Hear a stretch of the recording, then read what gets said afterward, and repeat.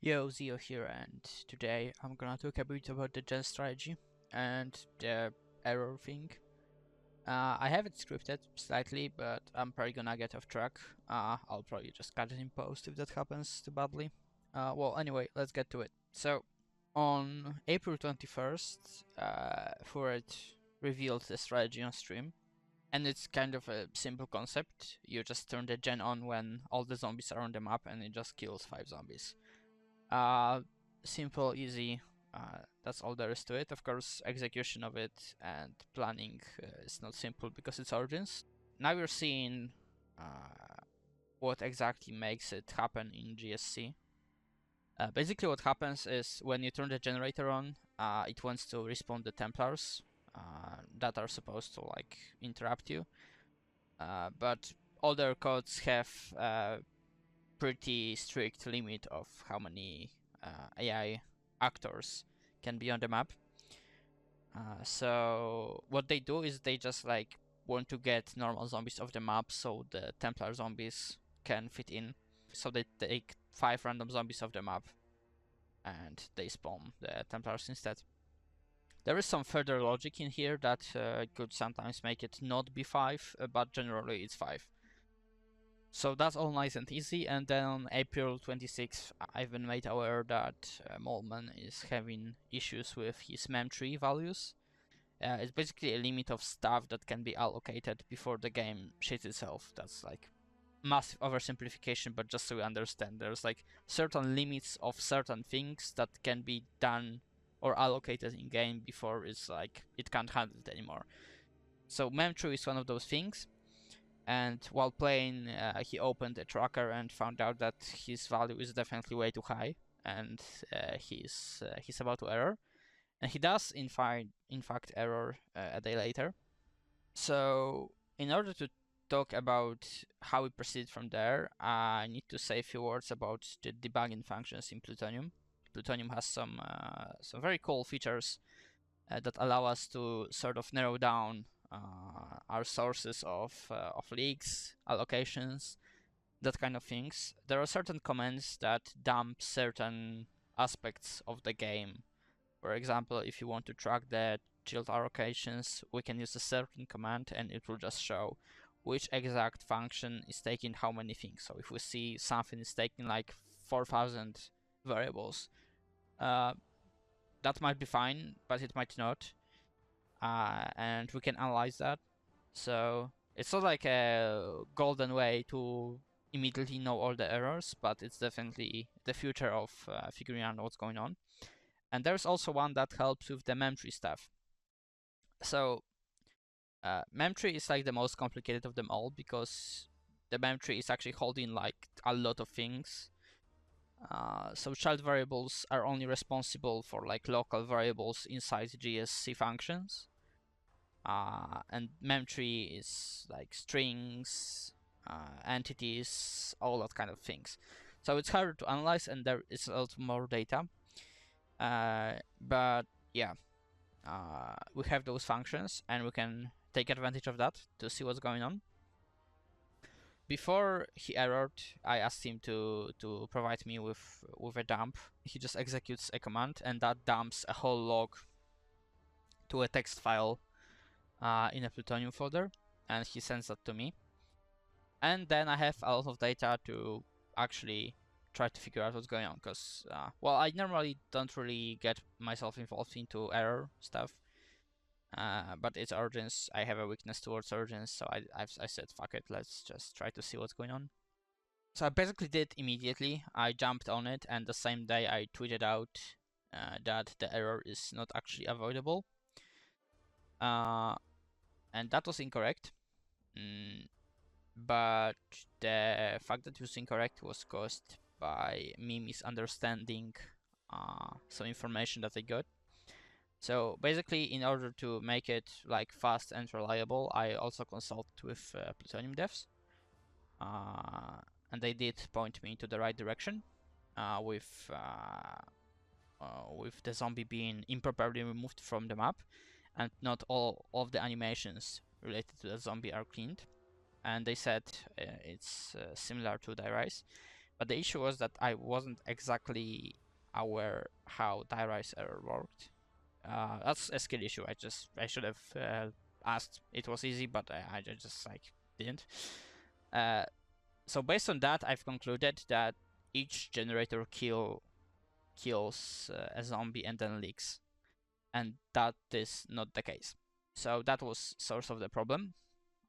But actually, not all the stuff that I wrote there was wrong, because I also said that it has to do with ground spawns, which is true, and we'll get to that in a bit. But yeah, the gist of it, which is the fact that you cannot avoid the error at all, and every kill leaks something, is it's not true. So that's that. And then I left it for some time. At that time, I also talked with Tombstone about how applicable it is for first room, and he was curious if maybe it's just not happening in the first room because reasons.